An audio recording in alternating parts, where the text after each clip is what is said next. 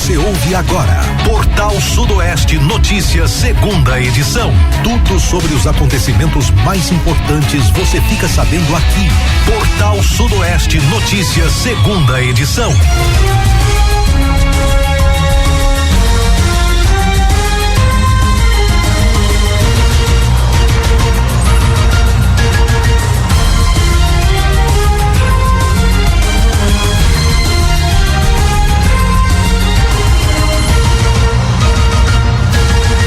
Uma excelente tarde para você de rádio ligado na Portal Sudoeste. Agora 12h03, meio-dia e 3. Quarta-feira, 19 de novembro de 2025. A partir de agora você acompanha o Portal Sudoeste Notícias, segunda edição, com as principais informações da nossa região, da Bahia, do Brasil e do mundo. Você também participa, traz a sua denúncia, a sua reclamação no nosso telefone, nosso WhatsApp 7734441043 e acompanha ao vivo através do nosso site www.radioportalsudoeste.com.br ou pelo nosso aplicativo. O Portal Sudoeste Notícias, segunda edição, conta com a apresentação do Luiz Brito e também do Samuel Tadeu. Portal Sudoeste Notícias e a previsão do tempo. Informações do Instituto Clima Tempo apontam que Livramento de Nossa Senhora, Brumado e boa parte dos municípios da região sudoeste da Bahia registram nesta quarta-feira sol com muitas nuvens, com possibilidade de chuvas a qualquer momento. À noite também teremos temporal. Temperatura mínima em 22, máxima de 31 graus, com volume aguardado de 10 milímetros. Você está ouvindo Portal Sudoeste Notícias, segunda edição. Portal Sudoeste Notícias, segunda edição, está apenas começando. A gente agradece a sua companhia, sintonia e audiência. Muito obrigado. Você que está aí do outro lado, está acompanhando no 104.3 ou também está aí no nosso site radioportalsudoeste.com.br ou pelo nosso aplicativo. Nosso muito obrigado pela sua companhia. E vamos juntos por aqui. Vamos começar falando, gente, informações aí do município de Brumado. Conflito familiar mobiliza polícia militar. Um desentendimento grave entre familiares mobilizou uma equipe do 24º Batalhão de Polícia Militar na manhã desta terça-feira, 18, por volta das 11h30, na Vila Presidente Vargas, em Brumado. A guarnição foi acionada via SICOM após a mãe dos envolvidos pedir socorro, relatando que um dos filhos havia atacado o irmão menor de 14 anos. Segundo ela, o agressor tentou enforcar o adolescente, sendo contido apenas com a ajuda de outro filho que presenciou a cena. A mulher também afirmou que, além da violência praticada contra o irmão, o suspeito a expulsou de casa e fez novas ameaças caso ela tentasse retornar à residência. Considerando a gravidade das agressões, as lesões aparentes e os relatos de intimidação, os policiais conduziram todos os envolvidos para a Delegacia de Polícia Civil de Brumado, onde a ocorrência foi registrada e as medidas cabíveis adotadas. Então, portanto, esse desentendimento familiar, mobilizando aí equipes do 24º Batalhão lá em Brumado. Infelizmente, sempre tendo aí desentendimentos familiares nos últimos meses, nos últimos tempos, gente? Lamentável, viu? Operação Veritas cumpre mandado de prisão contra policial militar em Vitória da Conquista. Um policial militar suspeito de praticar um homicídio foi preso nesta quarta-feira 19, durante a Operação Veritas, deflagrada pela Secretaria de Segurança Pública através do FORCE da Corregedoria Geral, pelo Departamento de Homicídios e Proteção à Pessoa e pela Corregedoria da Polícia Militar. Ordens judiciais foram cumpridas nas cidades de Vitória da Conquista e Encruzilhada. Além do mandado de prisão, 2 mandados de busca e apreensão foram cumpridos em residências ligadas ao suspeito. Uma arma de fogo e aparelhos celulares foram apreendidos na ação. As investigações apontam o envolvimento do policial em um homicídio ocorrido dia 11 de outubro na cidade. O militar será conduzido para o batalhão da Polícia de Choque e o material apreendido foi encaminhado para a Polícia Civil. Então tá aí, caso este lá ocorrido em Vitória da Conquista.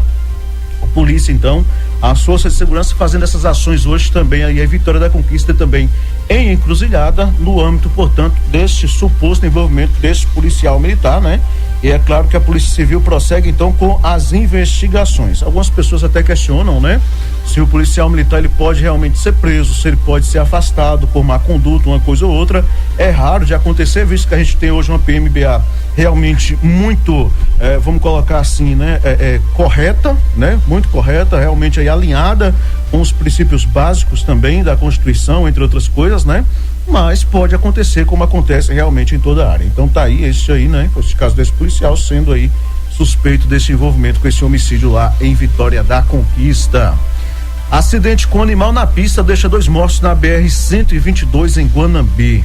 Dia 8, vamos para essa notícia aqui, lamentável, né? Que diz o seguinte: na noite de terça-feira 18, um acidente grave na BR-122, sentido Pindaí, provocou a morte aí de 2 homens após o veículo em que estavam colidir com um animal na pista. Equipes do 17º Batalhão de Polícia Militar foram acionadas ao local, onde encontraram o VW Golf completamente destruído após atingir um bovino. O impacto provocou a morte do condutor e do passageiro. As vítimas foram identificadas como Fagner Pereira Carvalho, 39 anos, natural de Caetité, e Lucas Carvalho dos Santos, 25 anos, natural de Brumado. O motorista ficou preso às ferragens, sendo necessária a atuação do Corpo de Bombeiros para a sua retirada. A ocorrência contou ainda com apoio do SAMU, do Grupo de Avanço de Trânsito e do Departamento de Polícia Técnica, que realizou a perícia no local. O automóvel e os pertences das vítimas foram encaminhados à delegacia, que adotará as medidas cabíveis. A Polícia Civil instaurou investigação para apurar as circunstâncias do acidente. Infelizmente, essa questão de animais nas pistas ainda tem trazido realmente aí muitas mortes, né? Muitos acidentes graves e, lamentavelmente, na maioria das vezes, né, não tem aí uma punição severa para o proprietário do animal. A gente precisa de uma investigação maior. A gente precisa, inclusive, que esses proprietários desses animais eles sejam indiciados e respondam por homicídio. Seja qual for aí, a gente não entende se vai ser culposo, se vai ser doloso ou qual que vai ser, mas ele tem que responder. Porque não tem condições, né? Não dá para poder admitir mais animais nas rodovias aí soltos, né? Entre uma coisa ou outra, e aí às vezes as pessoas se questionam, mas o cara cria, ou eventualmente um momento ou outro ele pode pular a cerca, o animal pode pular a cerca e ir para a rodovia, sim, mas quem cria tem que estar com as cercas todas certinhas, tudo ok, para poder evitar realmente aí situações como essa, né? Infelizmente 2 vidas perdidas, lamentável, viu? 12h10, agora 12h10, esse é o Portal Sudoeste Notícias, segunda edição. Muita informação no seu rádio aqui pela Portal Sudoeste 104.3. Olha, barragem Luiz Vieira registra novo aumento e alcança 22,61% da sua capacidade. O volume da água da barragem Luiz Vieira voltou a subir após início das chuvas na região serrana de Rio de Contas. A medição do último domingo 16 registrou 22.460.835 metros cúbicos, o equivalente a 22,61% da capacidade total do reservatório, com cota de 1.012,11 metros. O aumento confirma a tendência de recuperação observada nos últimos dias. As precipitações têm alcançado as áreas da cabeceira do Rio Brumado, responsável por abastecer diretamente o açude. A previsão do tempo indica novas chuvas para esta semana. A expectativa é de que o volume continue em elevação ao longo das próximas semanas. A barragem Luiz Vieira, administrada pelo Denox, segue em nível de atenção, mas apresenta melhora gradual do armazenamento. A melhora é pouca ainda, né? Visto que ela hoje tem realmente aí espaço para 99.300.000 metros cúbicos, né? Ou seja, então realmente a melhora ainda é pouca e as pessoas precisam, gente, economizar água, viu? Economizar água ainda, porque a situação ainda é delicada. Tá começando a chover? Tá.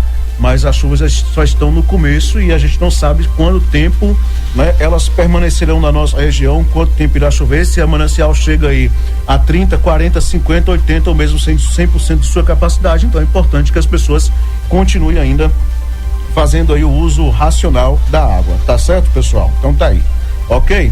Agora 12h11, 12h11, Portal Sudoeste Notícias, segunda edição, tá aqui no ar para você.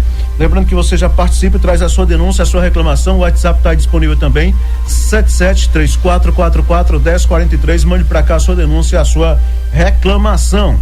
Justiça envia a júri popular nesta terça-feira acusados de tentar matar homem por ciúmes em Brumado. A Justiça decidiu, nesta terça-feira 18, levar a júri popular Adonai Santos Dias, acusado de tentar matar Átila Alves Gomes por motivo de ciúmes. O crime ocorreu em 28 de março de 2021 na Vila Presidente Vargas, em Brumado.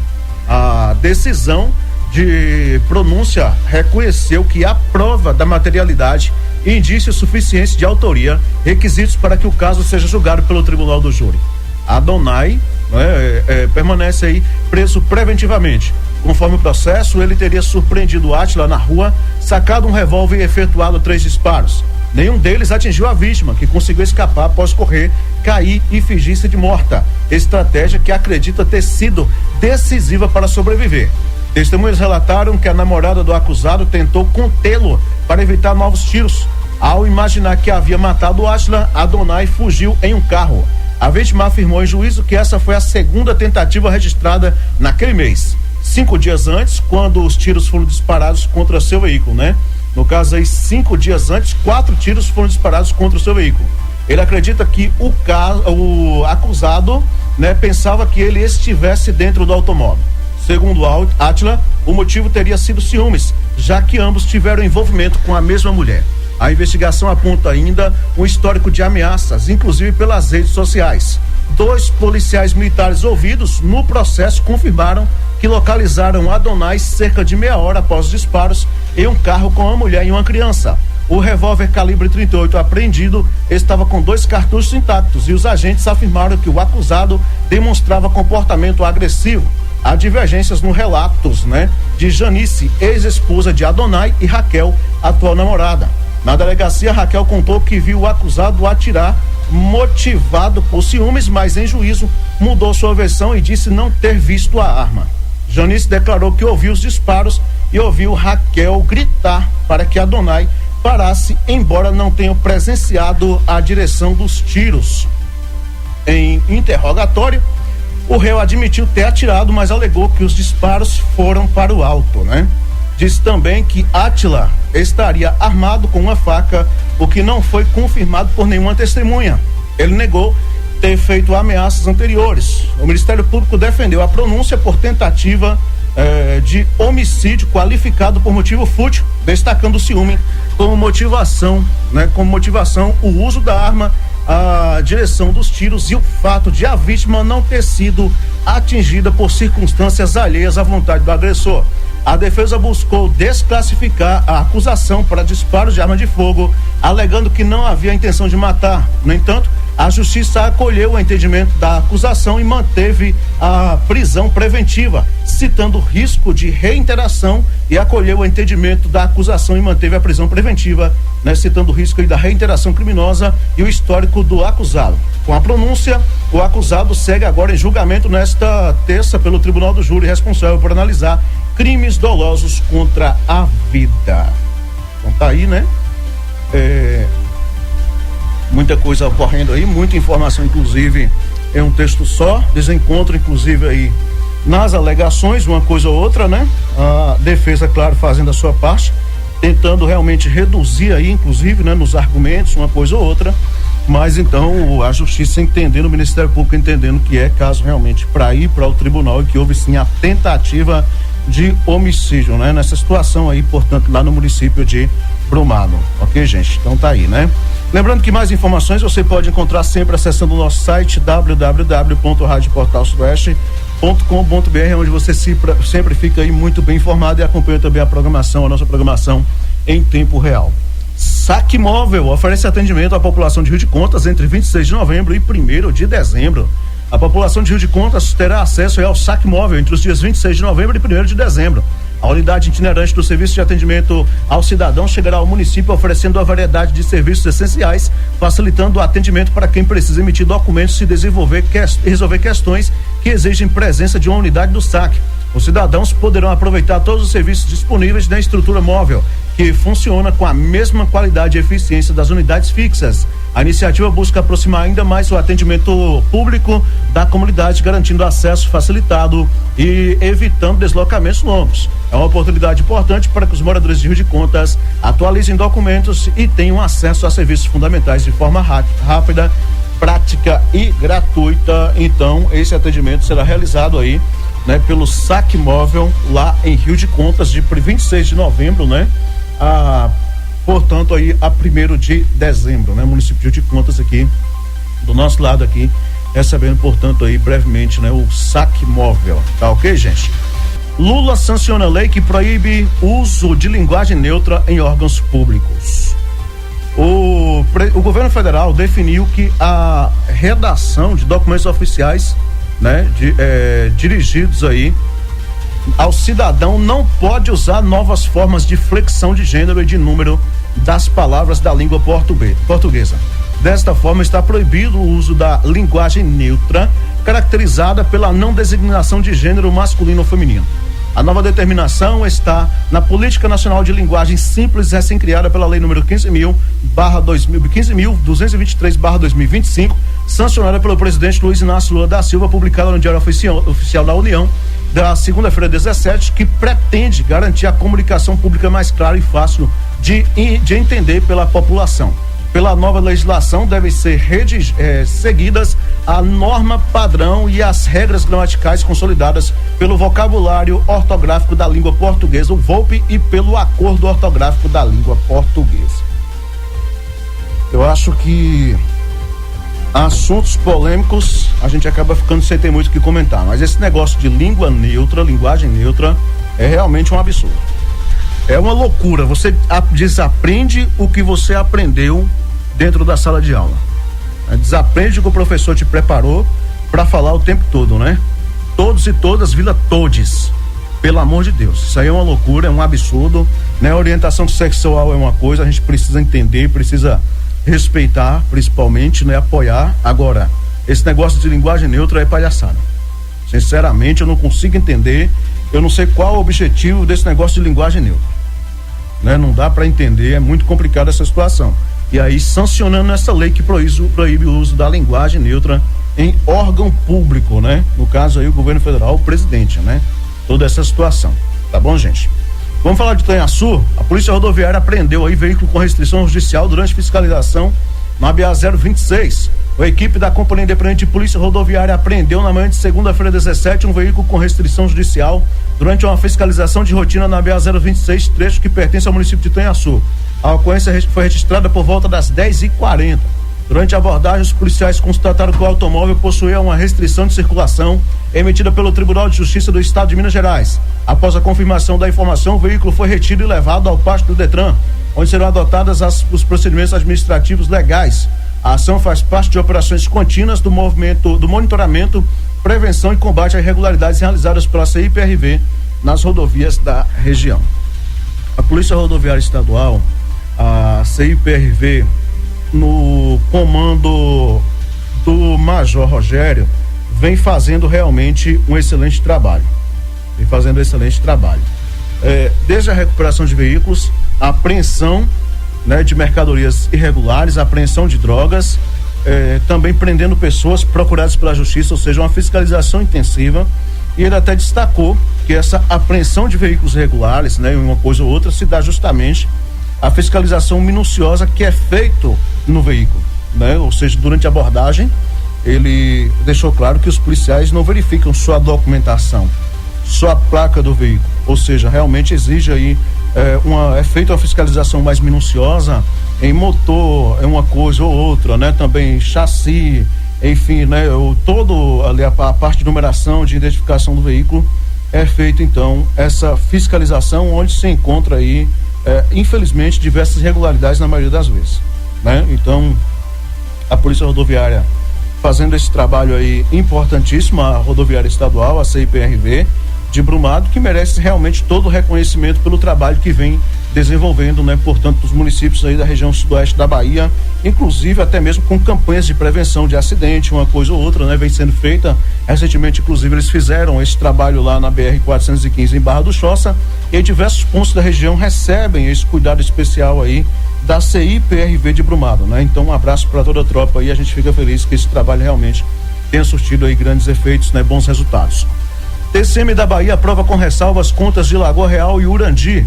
Em sessão realizada nesta terça-feira 18, os conselheiros do Tribunal de Contas dos municípios da Bahia analisaram prestações de contas de duas prefeituras do Sudoeste Baiano, emitindo pareceres prévios para aprovação com ressalvas às respectivas câmaras de vereadores. Foram aprovadas com apontamentos as contas de 2024 de Lagoa Real, administrada por Pedro Cardoso Castro, né?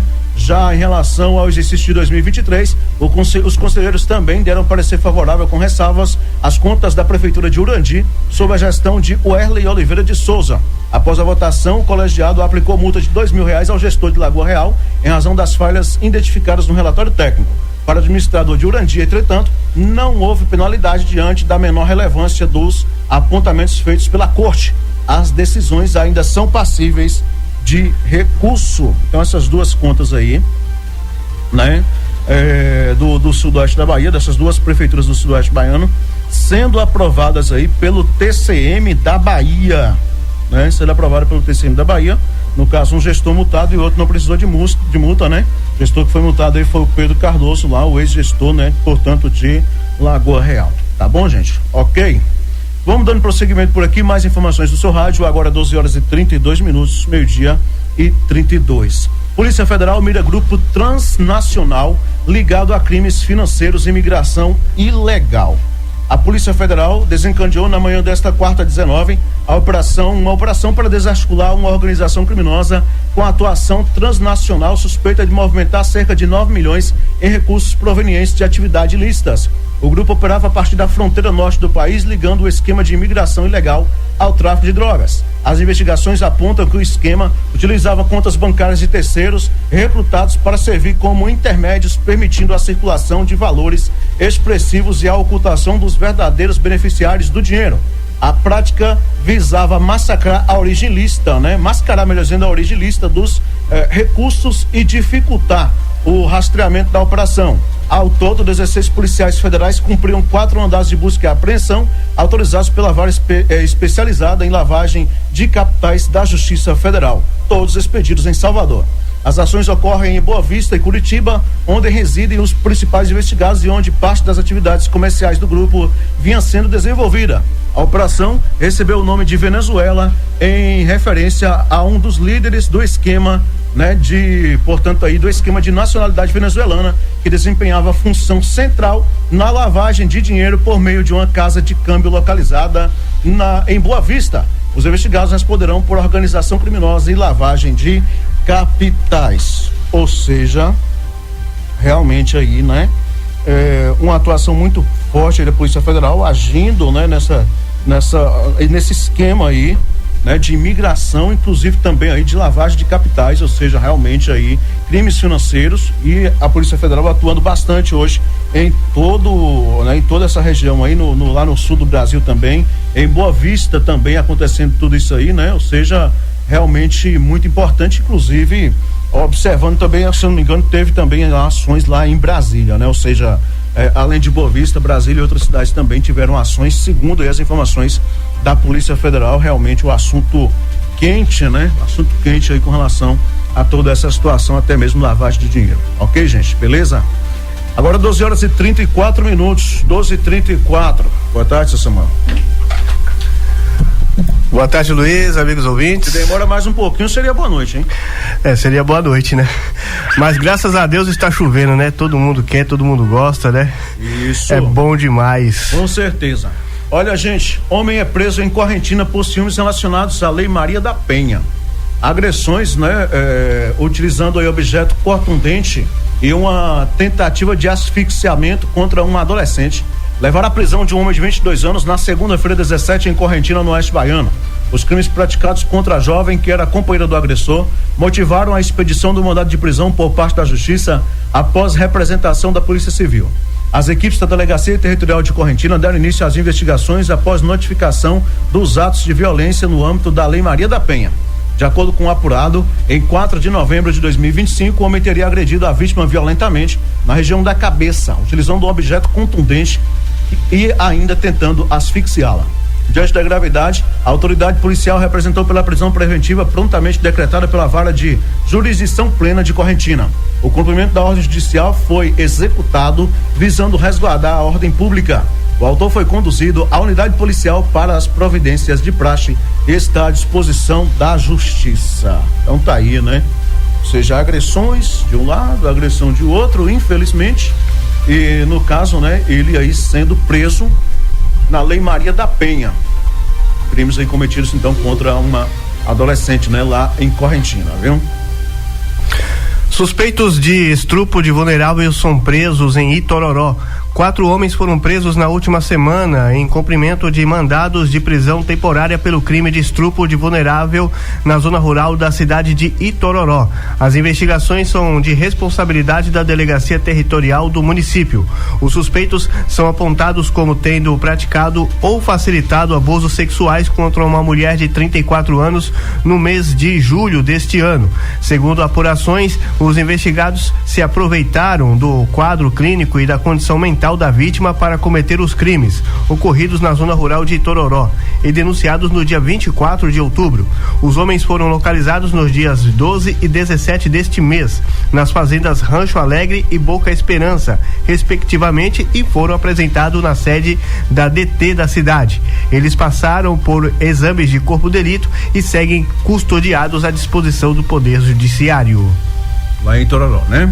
Isso. Ok. 12h37. Gente, deixa eu falar aqui de Vitória da Conquista, né? A exoneração do delegado Odilson Pereira surpreende e gera forte repercussão em Vitória da Conquista. A manhã desta terça-feira 18 foi de surpresa e forte repercussão em Vitória da Conquista após a divulgação da exoneração do delegado Odilson Pereira Silva, que estava à frente da Delegacia de Repressão a Furtos e Roubos, a DRFR. A mudança, considerada inesperada, ganhou destaque imediato na imprensa local e provocou indignação entre moradores, já que o delegado era apontado como uma das principais referências no combate ao crime patrimonial na região. Durante os 2 anos e meio em que comandou a unidade, Odilson construiu uma atuação marcada por investigações robustas, operações de grande impacto e resultados expressivos. Seu trabalho garantiu reconhecimento pela eficiência no enfrentamento a furtos, roubos, estelionatos, receptação e esquemas criminosos que atuavam no sudoeste baiano. Entre as ações conduzidas no período estão operações que alcançaram projeção regional e nacional, com prisões, apreensões milionárias e desarticulação de quadrilhas especializadas. As investigações envolveram fraudes ligadas ao Detran da Bahia, furtos de equipamentos hospitalares, agiotagem, extorsão, golpes de falso consórcio, receptação de cobre e outras frentes de criminalidade patrimonial. As operações também tiveram reflexo direto na redução de delitos e na ampliação do número de investigações concluídas na unidade. A exoneração foi divulgada sem apresentação de detalhes oficiais até o momento, e a Polícia Civil da Bahia ainda não informou quem assumirá o comando da Delegacia de Repressão a Furtos e Roubos. A medida alimentou questionamentos e gerou grande circulação de mensagens de apoio ao delegado nas redes sociais, onde moradores destacaram sua postura firme e o impacto positivo de sua atuação na segurança pública da cidade. A gente tem um contato muito próximo com esse delegado, inclusive, o Odilson Pereira. Gosto da sua atuação, mas ele gostava, né? À frente da Delegacia de Repressão a Furtos e Roubos de Vitória da Conquista. Era realmente um trabalho de excelência, tinha grandes operações e realmente eu não consigo entender essas mudanças, não. Eu confesso que eu não consigo entender, né? Um trabalho que era bem realizado, que era bem motivado, que tinha grandes frutos, vai lá e faz uma mudança dessa aí, né? Eu não consigo entender. Foi, não foi? Acontecem mudanças que a gente não consegue entender toda essa situação. Eu espero, inclusive o delegado tinha um ótimo relacionamento com a imprensa. Eu espero que quem vier para o lugar dele faça um belíssimo trabalho, mas principalmente se relacione bem também com a imprensa e com a comunidade local, porque dá para ver aí que no caso dele, né, a repercussão também não foi só na imprensa, foi até mesmo na comunidade local, né? Então vamos esperar realmente ver o que vai acontecer, o que veio aí, quem vem para o lugar desse delegado aí, né? O Odilson Pereira, da Delegacia de Repressão a Furtos e Roubos, a DRFR, lá de Vitória da Conquista. Ok, gente? A gente vai falar agora o seguinte, né? Motorista de 51 anos não resiste e morre após acidente entre Corsa e Fiat Toro na BR-122 em Guanambi. Motorista de um Corsa de 55 anos que havia ficado gravemente ferido após uma colisão com uma Fiat Toro na BR-122 próximo à Pedreira Amorim em Guanambi não resistiu aos ferimentos, né? Ele faleceu aí nesta terça-feira 18 às 13h20. O acidente ocorreu no último sábado 15 por volta das 17h05 no trecho que liga Candiba a Guanambi. O condutor do Corsa seguia na contramão no sentido Candiba-Guanambi quando atingiu a Toro, que veio no sentido oposto. Ele foi socorrido pelo SAMU em estado grave e levado ao Hospital Geral, onde permaneceu internado na UTI. A motorista da Toro, né? Ela tem 40 anos, né? E ela e a passageira de 71 receberam atendimento no local e foram liberadas. Após os procedimentos, a caminhonete permaneceu com a condutora, enquanto o Corsa ficou sob responsabilidade de um familiar da vítima para a remoção. A morte foi confirmada por familiares nesta terça-feira. Que triste, hein? Que triste, né? Muito triste. Acidente aí, deixando vítima. Agora no início do nosso programa a gente falou sobre um acidente lá em Guanambi, de um carro que bateu aí em um boi, né? Capotou e deixou 2 pessoas mortas ontem à noite. Infelizmente, muitos acidentes aí ainda na nossa região. Tá bom, gente? Governo federal libera mais de 5,5 milhões para ações da Defesa Civil em Vitória da Conquista. O Ministério da Integração e do Desenvolvimento Regional autorizou nesta terça-feira, dia 18, o repasse de recursos para a Vitória da Conquista, no sudoeste baiano, destinados à execução de ações de recuperação após desastres. A medida operacionalizada pela Defesa Civil Nacional foi oficializada por meio de portaria publicada no Diário Oficial da União.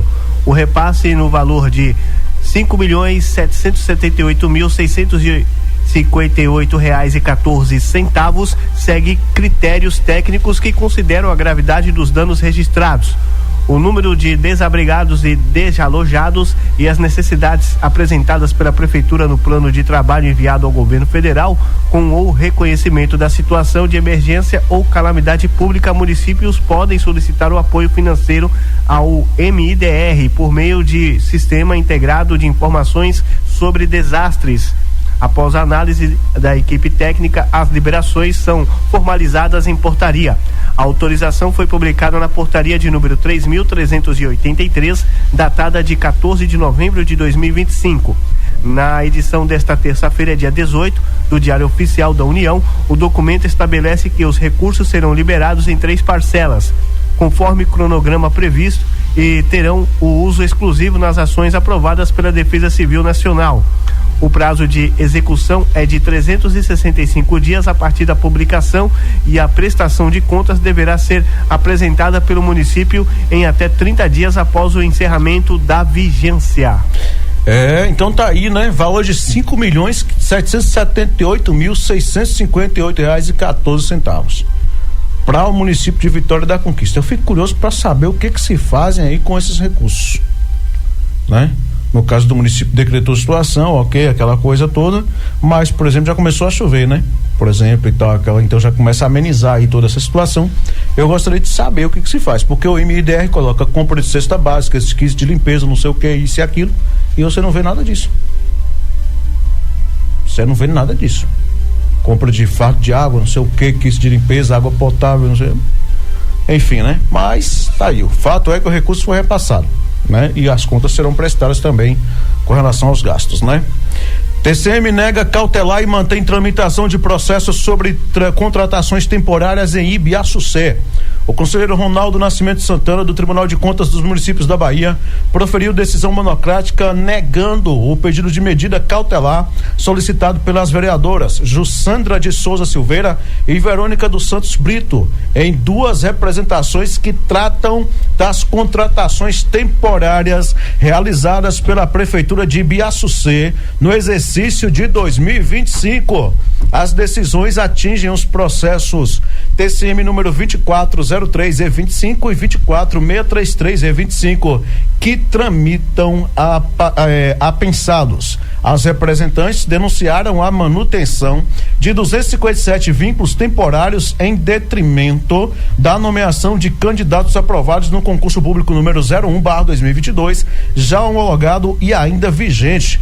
Elas relataram que decisões jurídicas favoráveis aos concursados não estariam sendo cumpridas e apontam ainda possíveis inconsistências no registro de vínculos funcionais e no pagamento de salários por meio de folhas paralelas, o que poderia mascarar a despesa real com o pessoal.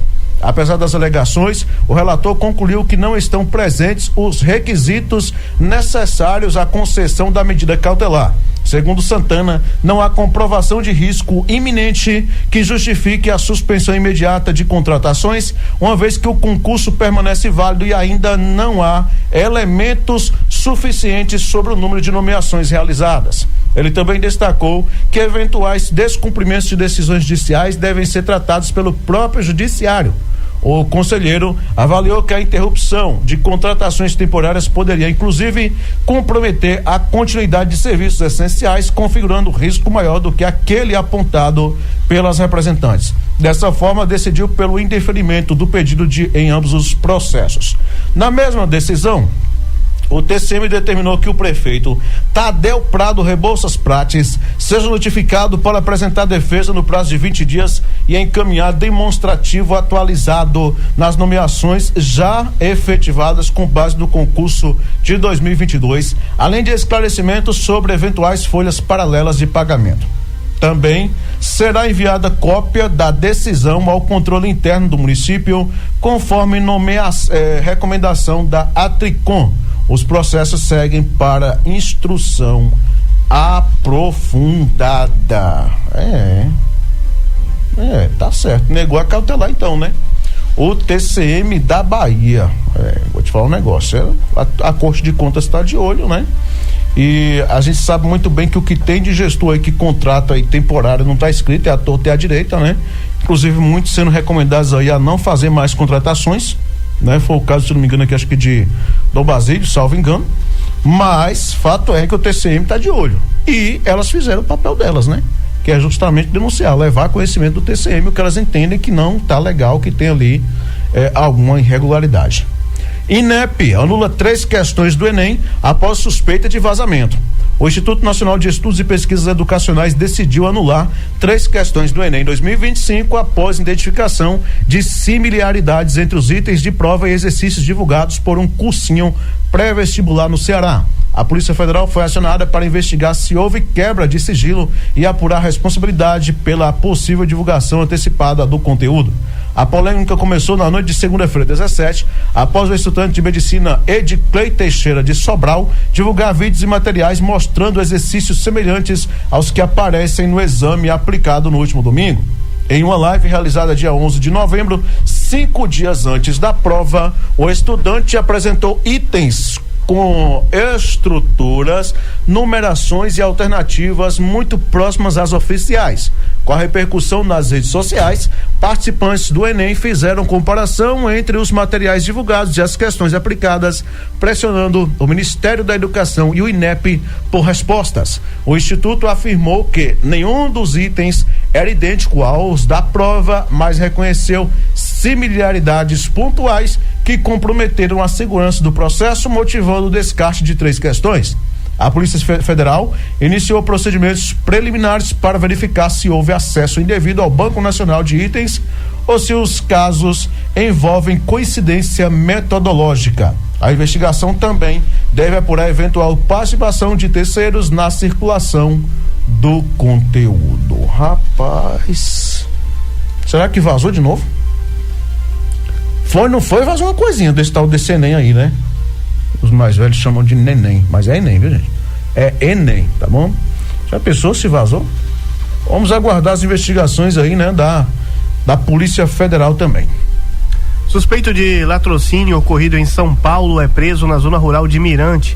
Um homem de 23 anos, natural de Areial, no Pernambuco, na Paraíba, aliás, foi preso nesta terça-feira, dia 18, no povoado de Areião, zona rural de Mirante, em cumprimento a mandado de prisão temporária por latrocínio. O investigado é apontado como autor do crime ocorrido no dia 1º de novembro deste ano, no bairro Sapopemba, na zona leste da capital paulista, que vitimou o estudante, a universitária Beatriz Munhoz, de 20 anos. De acordo com investigações, a vítima acompanhava o pai e o namorado para entregar o equipamento vendido pela internet, quando os 2 assaltantes se aproximaram em uma motocicleta e anunciaram o roubo. Durante a ação, as câmeras de segurança registraram o momento em que Beatriz tenta se defender com spray de pimenta e é atingida por um disparo de arma de fogo no rosto. O crime ocorreu diante do pai e também do namorado. O celular do pai também foi subtraído. Após o fato, o suspeito fugiu para a Bahia e se escondeu em residência de um familiar no distrito de Areião, onde foi localizado por equipes da Polícia Civil da Bahia.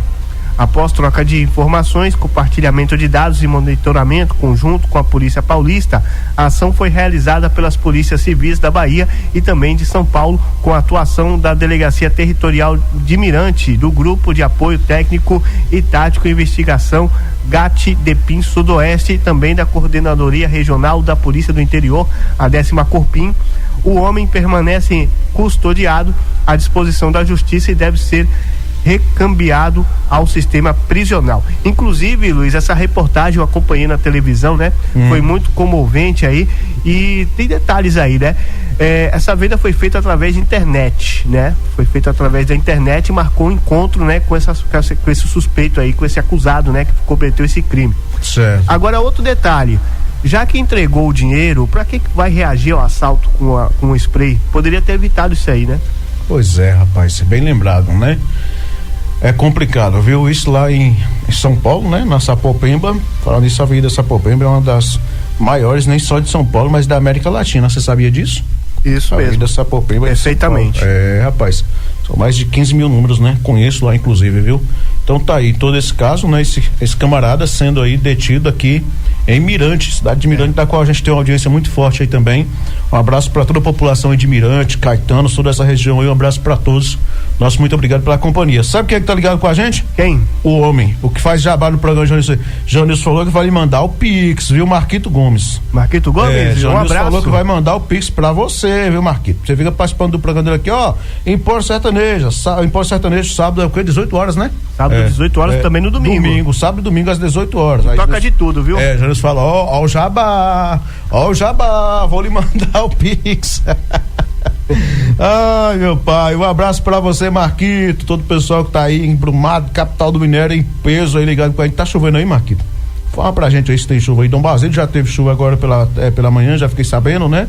Agora por volta de 11 e pouco, meio-dia já teve chuva. Livramento aqui também, né? Na sede da Portal também já teve chuva, né? Agora pela manhã, ou seja, toda a região, graças a Deus aí, com muita chuva, né? Chuva de volta aqui na nossa região e a galera se anima e fica muito feliz. Tá morrendo de dar risada aqui, né? É figura. Você já viu quando o seu João tá junto com ele no programa? Eu já ouvi várias vezes. Aí pronto, aí é que o negócio fica bom demais, viu? Um só já faz um barulho danado, imagina JB e ele lá, né? MG e JB junto. Menino. Rimou, viu? Não é não? Rimou. Ó, tá uma forma muito bonita de chuva, calor abafado dizer aqui, viu? Já pensou? Aí Brumado? Brumado, momento, né? Brumado, capital do minério. Aí as previsões são de muitas chuvas. Bom demais, hein? Bom demais, um abraço para todo o pessoal que tá com a gente aí em Brumado. A audiência é muito boa e a gente fica muito feliz e agradece toda essa turma bacana aí, né, da capital do minério, sempre acompanhando aqui, sempre ligado com a gente na Portal Sudoeste. Pensei que ele falou que tava um calor quente, né? Mas que ele falou que tá um calor abafado. Grande Marquito, um abraço, meu irmão. Vamos falar então de conquista, gente. Olha, o motorista entra com queixa-crime contra o apresentador Alô Juca, após ser ligado à facção. A Justiça da Bahia aceitou a queixa-crime apresentada por William Pinheiro Moura, motorista por aplicativo de 31 anos, contra o apresentador Marcelo Castro, conhecido como Alô Juca, da TV Aratu SBT. A ação foi protocolada em 11 de novembro e recebida pela terceira vara criminal de Vitória da Conquista. Segundo a defesa, durante o programa exibido em 29 de outubro, o comunicador vinculou de forma falsa o nome e a imagem de William a uma facção criminosa, afirmando que ele teria sido preso na mega operação Contenção, no Rio de Janeiro, que deixou mais de 120 mortos. A informação foi transmitida ao vivo, replicada nas redes sociais e ultrapassou 270 mil visualizações, permanecendo disponível na internet. O advogado Sandraque Ribeiro afirma que nenhuma pessoa chamada William foi presa nos dias citados, reforçando o erro da divulgação.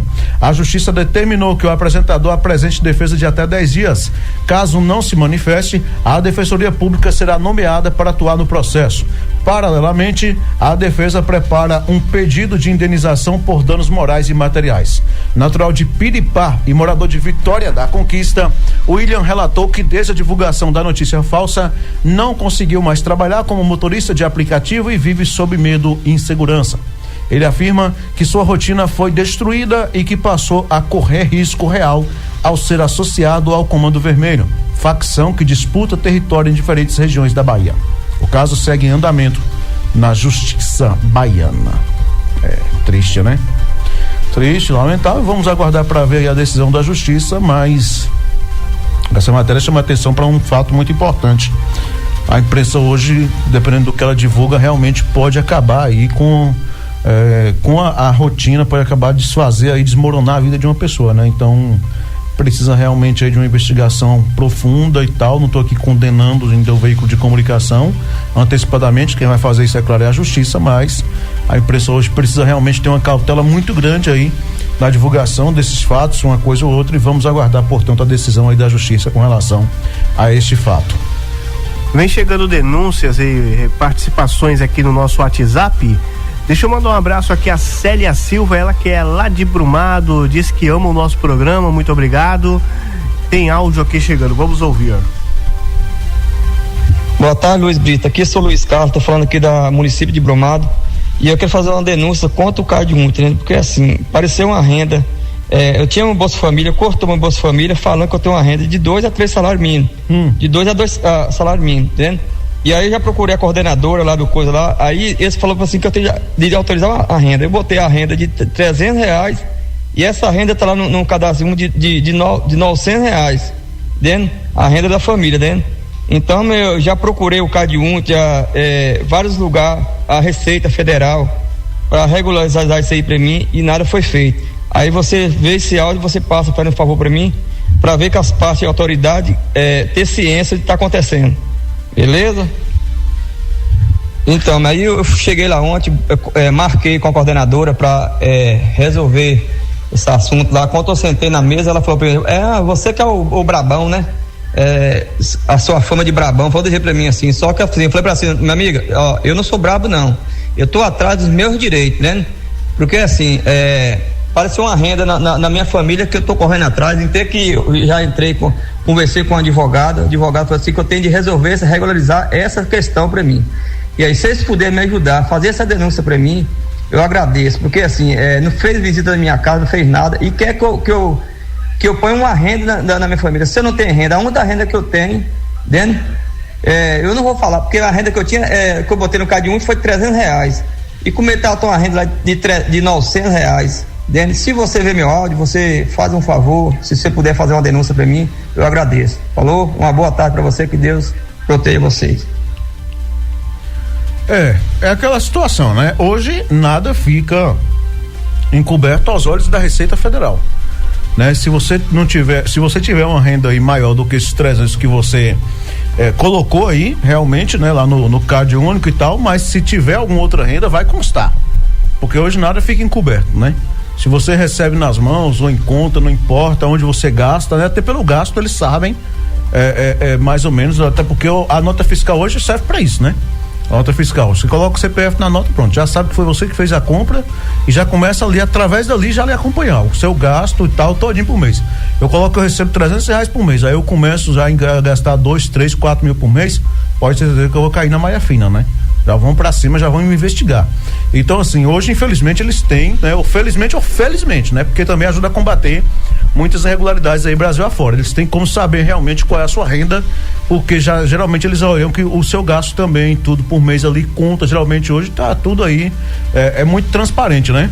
Mas realmente o que você colocou aí faz sentido. Se você colocou aí, tem como comprovar que a sua renda é baixa, e tá dizendo que você tem renda de 3 mil, alguma coisa tem de irregular. Então o meu conselho para você, procure realmente um advogado, procure resolver a situação, porque isso pode te prejudicar não somente aí no Bolsa Família, como também futuramente, de repente, uma eventual aposentadoria, por exemplo, ou qualquer outro benefício, né? Então é importante que regularize. E além disso, existe uma soma que é feita entre os membros da família que divide a renda dele. Pra ver a renda que é per capita da família, por pessoa, né? Então tem que ver realmente toda essa situação.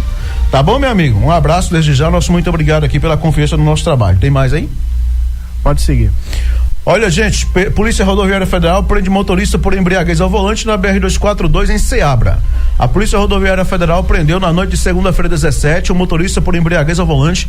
Isso foi na BR-242 no trecho do município de Ceabra, aqui na Chapada Diamantina. A ação ocorreu após denúncia de que um veículo VW Gol de cor vermelha estaria transitando em zigue-zague pela rodovia.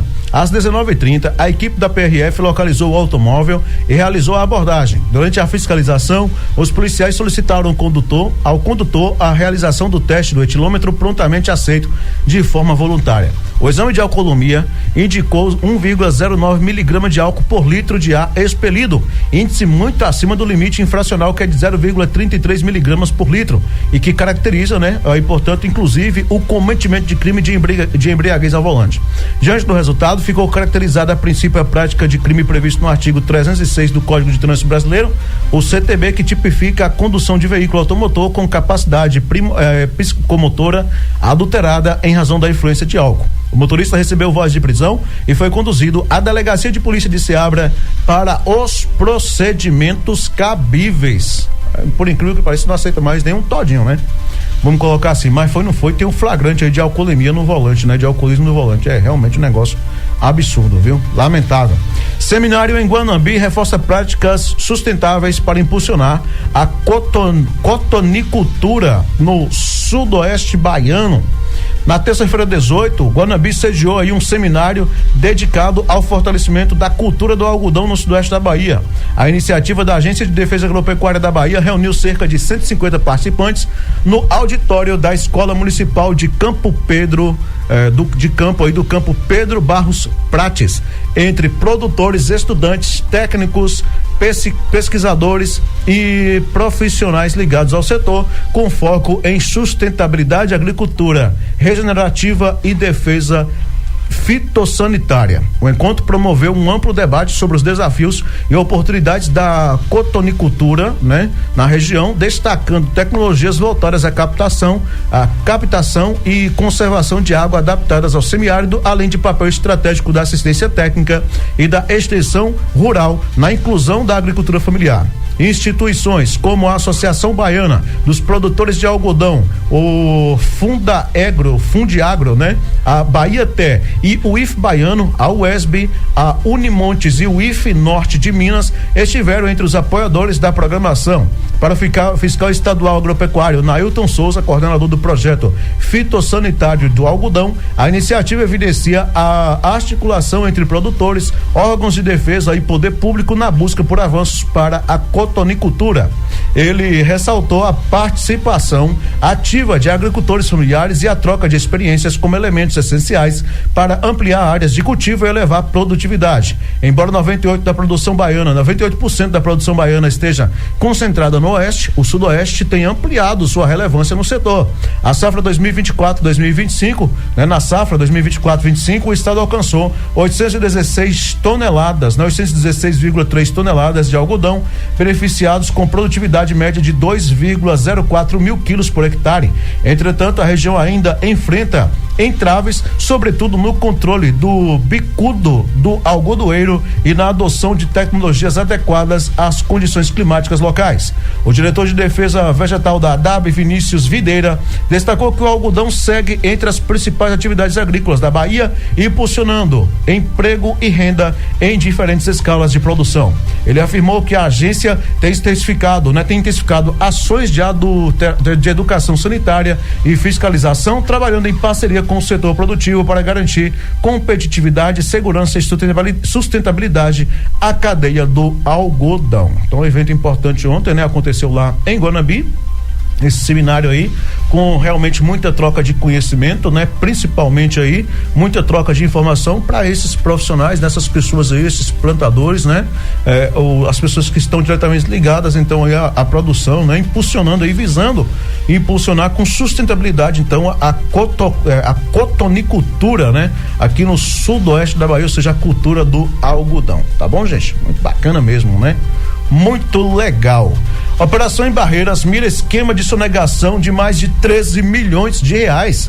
Na manhã desta quarta-feira 19, a Força Tarefa de Combate à Sonegação Fiscal deflagrou em Barreiras uma ação voltada a desmontar um esquema de evasão tributária envolvendo um grupo de comércio varejista. As equipes cumpriram o mandado de busca e apreensão na casa do contador apontado como responsável pelas fraudes, que teriam provocado prejuízo superior a 13 milhões de reais aos cofres estaduais.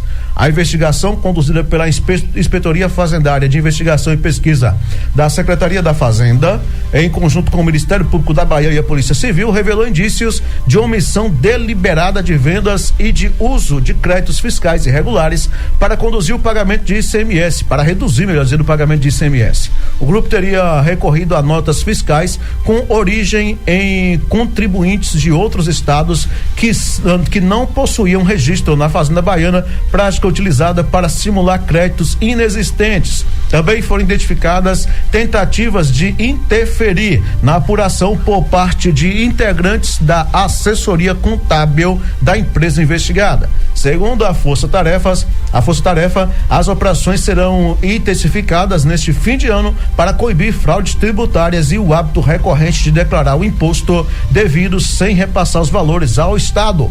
conduta enquadrada como crime contra a ordem tributária. O prejuízo, destacam os órgãos envolvidos, recai sobre a população, uma vez que o imposto pago pelo consumidor deixa de chegar ao orçamento destinado e às políticas públicas e serviços essenciais.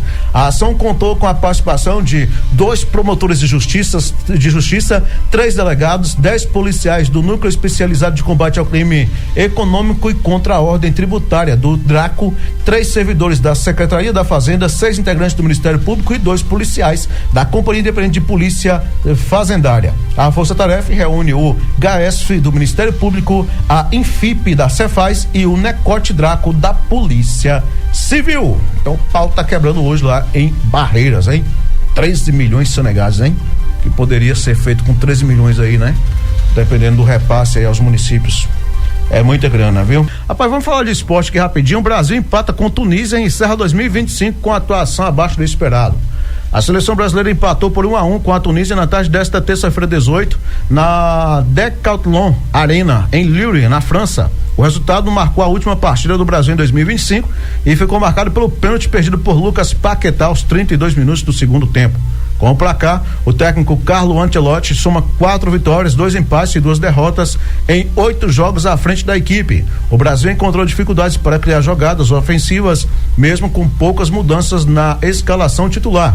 O quarteto, formado por Matheus Cunha, Estevão, Rodrigo e Vinícius Júnior, teve dificuldade para superar a marcação tunisiana.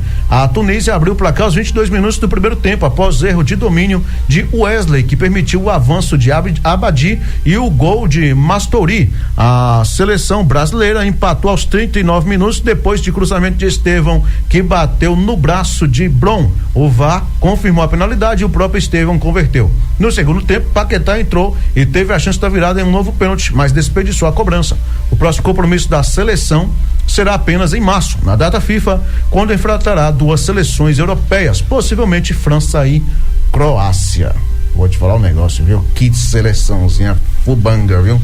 Pelo amor de Deus. Rapaz, eu não entendo. Aquele Estevão tá batendo pênalti bem pra caramba. Aí o menino converteu o primeiro tempo e os próprios comentaristas foram lá e não entenderam por que trocaram o batedor. E o tal do Lucas Paquetá, eu vou te dizer um negócio, né? Pelo amor de Deus. Eu já não gosto desse Paquetá. Considerado um dos melhores jogadores aí da atualidade e tal, aquela coisa toda, jogando fora do Brasil, chega contra a seleção, vai fazer o quê? Perder um pênalti. Aquilo ali pra mim foi uma moço, quando você perde um pênalti que bate na trave que o goleiro pega, tudo bem. Já tá ruim, tudo bem, mas ainda é um absurdo. Agora você jogar pra fora. Inaceitável. Ave Maria, pelo amor de Deus, que seleçãozinha, viu? Nossa Senhora. Agora eu fico pensando, se esses caras estão perdendo um pênalti, imagina uma cobrança de falta. Quando é que vão fazer um gol em cobrança de falta? Saudade de Ronaldinho Gaúcho, hein? Joninho Pernambucano, Romário e companhia, né? Que uma falta era praticamente 100% de chance de gol. Roberto Carlos. Eu tava assistindo um jogo do Atlético Mineiro, acho que em 2012, já foi 2014, não lembro agora, 2011, não foi 2012, do Atlético Mineiro, onde foi em Minas esse jogo, onde o Fluminense estava jogando com o Galo, até que meu irmão estava assistindo comigo, e tava perdendo por 1-0, né? O Atlético Mineiro tava perdendo de 1-0 pro Fluminense. Ronaldinho jogando no Galo, né? No primeiro tempo eles arrumaram uma falta e Ronaldinho foi cobrar. Falei, aí já é o gol de empate, empatou. Aí no outro, ele arrumaram outra falta no segundo tempo. Falei, vai virar o jogo com um gol de falta dentro de novo, tornou virar o jogo. Não sei se alguém aí lembra desse jogo aí, eu vou te falar a verdade. 2 faltas, o cara virou o jogo. Aí eu vou te falar um negócio, os caras de hoje não sabem bater uma falta. Não sabe cobrar um pênalti, imagina uma falta. Porque o pênalti é só ele e o goleiro. A falta ainda tem que passar pela barreira, né? Pelo amor de Deus, meu irmão. Vou te falar a verdade, nós estamos lascados mesmo, viu? Copa do Mundo, pra poder ganhar agora, sei não, viu? Tá difícil, pode esquecer, viu? Só tem perna de pau. Ah, louco, nunca vi um negócio desse. E olha que deu uma melhorada, né? Deu uma melhorada, mas a culpa também é do Ancelotti, viu? Porque quem bateu era o Estevão, ele foi lá igual um tonto e falou, não, é o Paquetá. Paquetou mesmo. Paquetou tudo mesmo. Mas eu não sei, porque toda convocação tem que chamar o Paquetá. É, empresário forte só pode, né? Eu pensei que até a mudança depois desse novo presidente aí, desse novo técnico, não mudou foi nada. Nada, né, velho? Gente, Rondesp prende 2 suspeitos de tráfico e apreende cocaína em Bom Jesus da Lapa. A Rondesp Meio Oeste prendeu 2 homens suspeitos de tráfico de drogas na noite de domingo 16, na rua Santa Zita, em Bom Jesus da Lapa. A ocorrência resultou na apreensão de 37 porções de cocaína, além de uma máquina de cartão, um celular e uma balança de precisão e dinheiro em espécie. Os policiais realizavam rondas na região quando localizaram os suspeitos com material ilícito. Eles foram detidos e encaminhados à 24ª Corpim, onde foram adotadas as medidas legais cabíveis. Sei que milagre não colocaram análogo aqui, né? Porque tudo que aprende agora é análogo a cocaína, análogo não sei o que, análogo a mel de abelha. Ninguém pode dizer que é droga, não. Tem que dizer que é análogo, é uma piada mesmo, viu? E com essa informação estamos encerrando por hoje o nosso Portal Sudoeste Notícias, segunda edição, agradecendo a sua companhia, sintonia e audiência. Mais informações você confere acessando a qualquer momento o nosso site www.radioportalsudoeste.com.br. Daqui a pouquinho tem por aqui o William Santos com o Coquetel Radical. Você volta às 18? Com certeza. Às 18 horas com o Festa Popular. Grande abraço, bom programa para você, Samuel Tadeu, você ouvinte, um grande abraço, uma excelente tarde e até amanhã, se Deus quiser. Uma boa tarde e até amanhã com o Portal Sudoeste Notícias, segunda edição, e eu volto às 18 horas. Você ouviu Portal Sudoeste Notícias, segunda edição.